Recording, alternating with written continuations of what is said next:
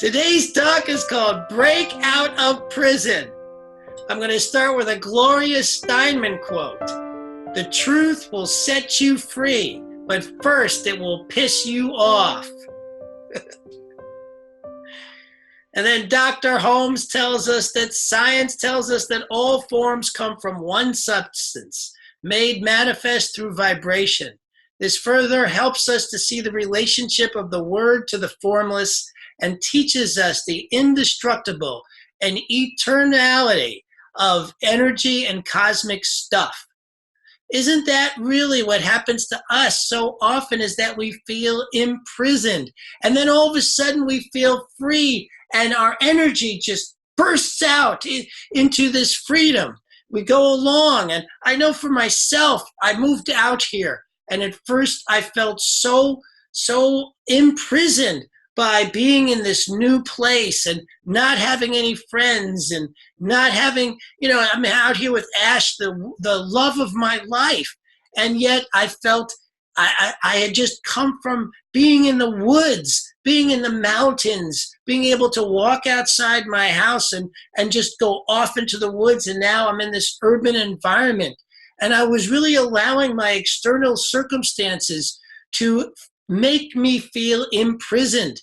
I was allowing my external circumstances in terms of trying to develop an income to have me feel imprisoned. And that imprisonment was getting more and more intense. And I could feel it building within me, this place where I was feeling less and less free. And my whole body was getting more and more tense. And I was sleeping less. I was getting up in the middle of the night. I was barking more. I was getting upset more often. I was not being my normal laid back self. I was so caught up in and then there were her kids who at that time were constantly barraging me with their anger and their upset. And so I felt sometimes like I was in a war zone. And that I was imprisoned in this war zone because I wanted to be with Ash. And it was getting worse and worse and worse until the point reached where I was like, what am I doing? How can I continue to allow these outside circumstances to say whether I am free or not? What am I doing here? And that's when I realized that there's only one substance, one relationship, one thing. And that it was up to me to find out what spiritual practice I needed to be in touch with that, so that I could start releasing this sense of imprisonment and be here in my fullness of joy and love that I certainly have I've had all along for Ash. But there were times when it was getting harder and harder to express because I was so caught up in the fact that I was a victim to this new environment, to these kids who were treating me with such anger, to the circumstances of not being able to put work together and make a living. I mean, all these things I just felt imprisoned by until I remembered, it's like, what am I doing? I know better than this. I know better than this. And so that's when I started to try. And the thing about it is in the beginning, the spiritual practices that I had always used to bring myself out of that weren't working. They were not bringing me out of it.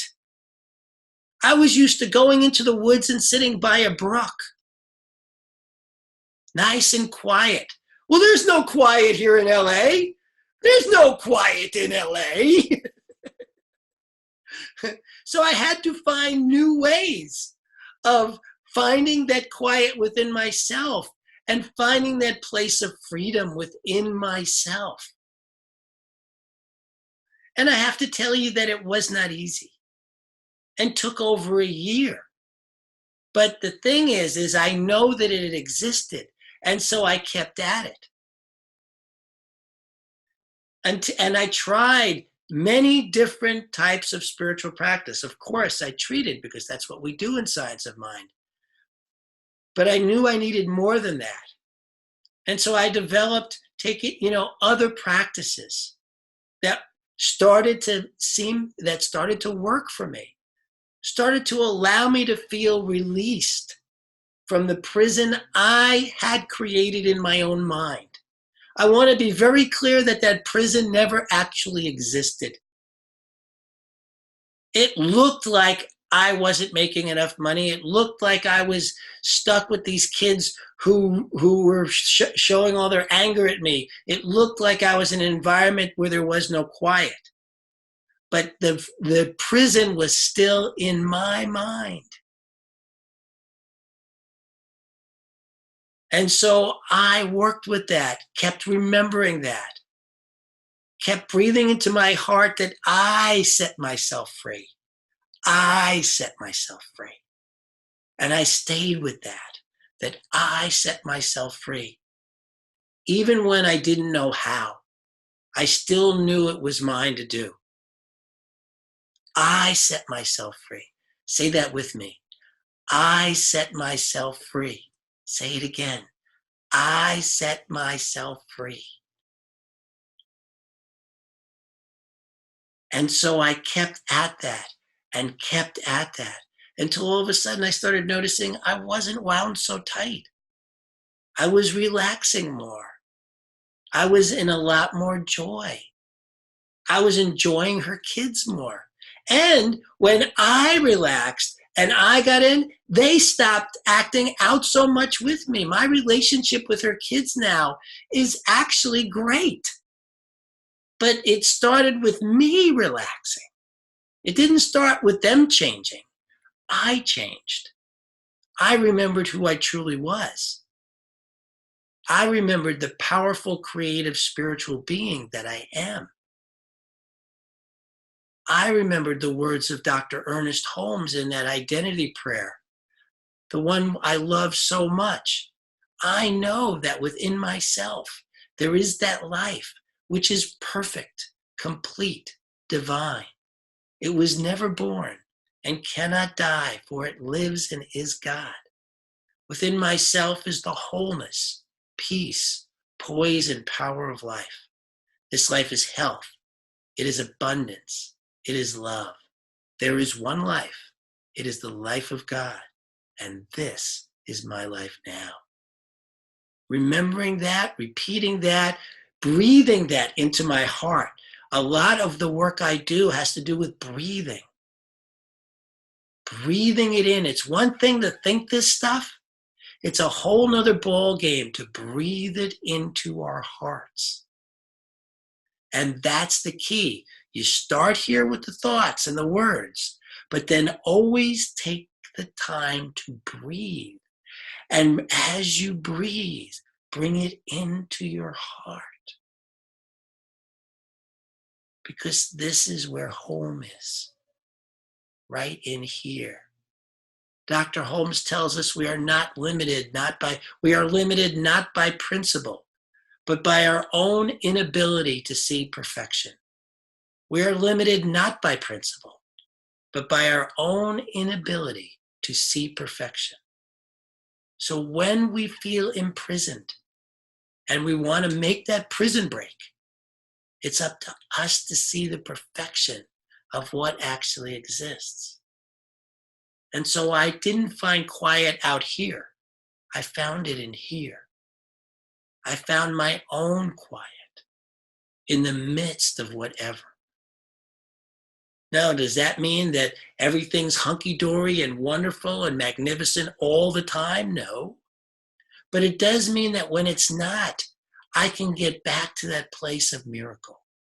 I can get back to that place of magnificence. Because Ash and I have a magnificent life together. It is just extraordinary. And it's up to me to recognize that extraordinary nature. And when I forget, get back to remembering it, which is a practice, a daily practice of remembering the magnificence of our lives. And I am not here to tell you this is how you do it. I'm here to tell you, find out how it works for you.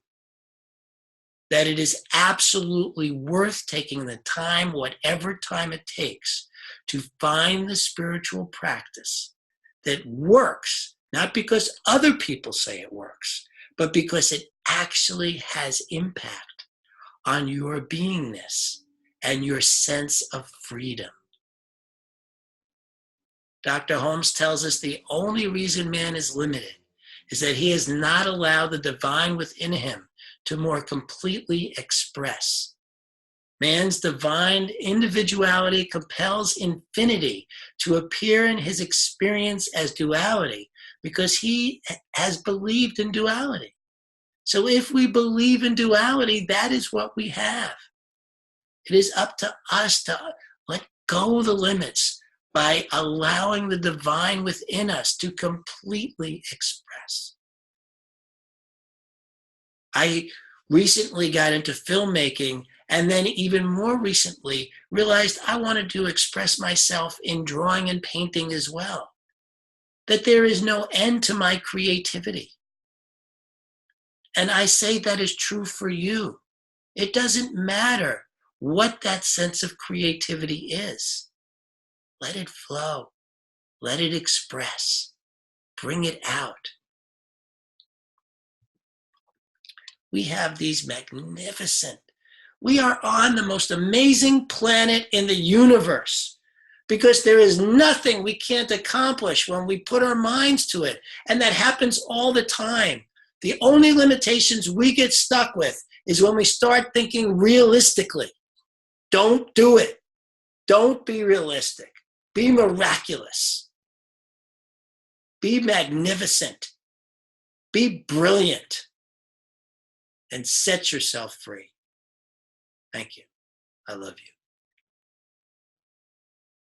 You are the face of God. I hold you in my heart. You are a part of me. You are the face of God.